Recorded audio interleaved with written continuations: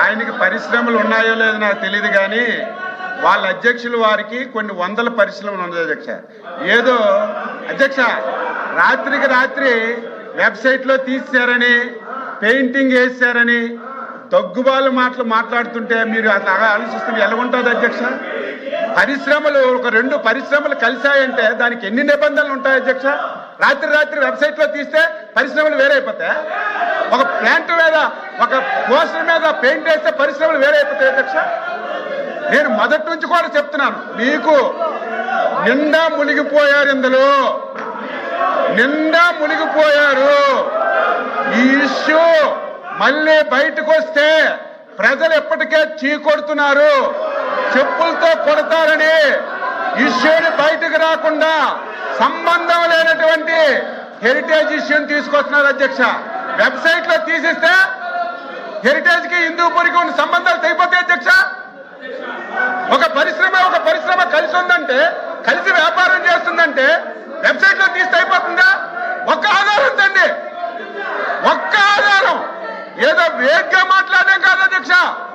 మీరు చెప్పండి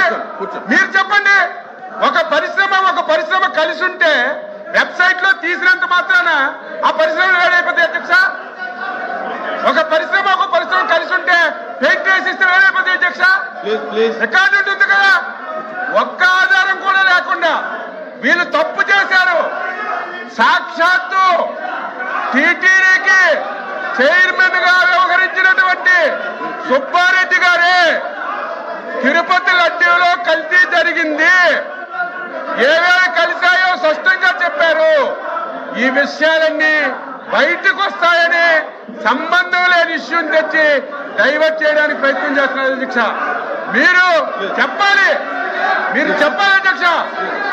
సంబంధం లేని ఇష్యూలు మాట్లాడి అసలు ఇష్యూని పక్కన పట్టిస్తున్నారు.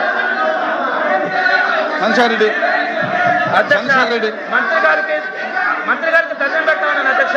ఒక 5 నిమిషాలు కనుక్కోండి అన్న, సాక్ష్యాలు చూపిస్తాం అన్నా. మీరు రండి అధ్యక్ష.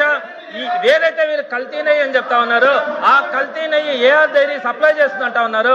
ఆ ఏఆర్ డైరీ ఫస్ట్ ట్యాంకర్ ఇచ్చింది వేల ప్రభుత్వం అధ్యక్ష. కల్తీ నెయ్యి అని చెప్పింది కూడా వేల ప్రభుత్వాలు వచ్చిన ట్యాంకర్లు అధ్యక్ష. ఆ కల్తీ నెయ్యి వెనక్కి వెళ్ళి వైష్ణవి డైరీ పేరుతో వెనక్కి వస్తే మరలా తీసుకొని కలిపింది వీళ్ళే అధ్యక్ష. ఆ వైష్ణవి డైరీ సంఘం డైరీకి సంబంధం ఉన్నట్టుగా సాక్ష్యం చూపించాను అధ్యక్ష. ఆ సంఘం డైరీ వేల నాయకులు ధూళిపాల నరేంద్ర గారు అధ్యక్ష. ఇప్పుడు చెప్పండి అధ్యక్ష, వైఎస్ఆర్సీపీకి ఏ సంబంధం? ఆ కల్తీ నెయ్యి ఎవరి హయాంలో వచ్చింది? ఆ కల్తీ ట్యాంకర్ ఎవరి హయాంలో వచ్చింది? వెనక్కి వెళ్ళినటువంటి ఆ ట్యాంకర్ మళ్ళా ఎవరి ఒత్తిడితో పైకి వచ్చింది? ఎవరి ఒత్తిడితో వాళ్ళు తీసుకున్నారో వాళ్ళు సమాధానం చెప్పాల్సిన అవసరం ఉంది అధ్యక్ష. ఇదే విధంగా అధ్యక్ష ఇంకొకటి కూడా చెప్తున్నాను అధ్యక్ష.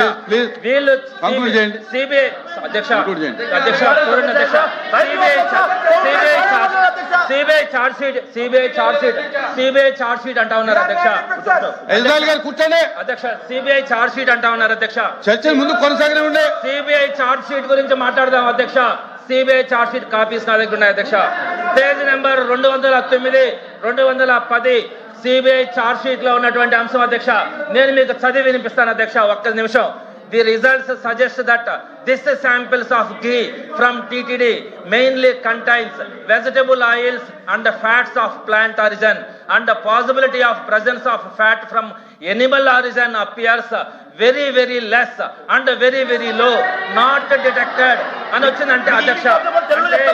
అంటే ఎనిమల్ ఫ్యాట్ ఉండడానికి అవకాశాలు లేవని చెప్పి సిబిఐ ఒకవేళ ఉన్నది మీదే అధ్యక్ష, ఒకవేళ ఉన్నది మీదే అధ్యక్ష. అన్న మీరు ఇది సిబిఐ చార్జ్ షీట్ అధ్యక్ష. సిబిఐ చార్జ్ షీట్ లో క్లియర్ గా దాంట్లో ఎట్లాంటి ఎనిమల్ ఫ్యాట్స్ లేవని చెప్తే మా హిందువుల మనోభావాలు దెబ్బతిన్నట్టుగా వాళ్ళు ఈ రోజు కూడా ఒకవేళ కల్తీ జరుగుంటే ఎవరి టైంలో కల్తీ జరిగింది అధ్యక్ష? వీళ్ళ టైంలో జరిగింది. అదేవిధంగా ఇందాక మంత్రి గారు చెప్తా ఉన్నారు అధ్యక్ష, పేజ్ నెంబర్ 35 అని. పేజ్ నెంబర్ 35 కూడా ఉంది అధ్యక్ష. పేజ్ నెంబర్ 35 లో ఏముంది అధ్యక్ష? సిబిఐ చార్జ్ షీట్ లో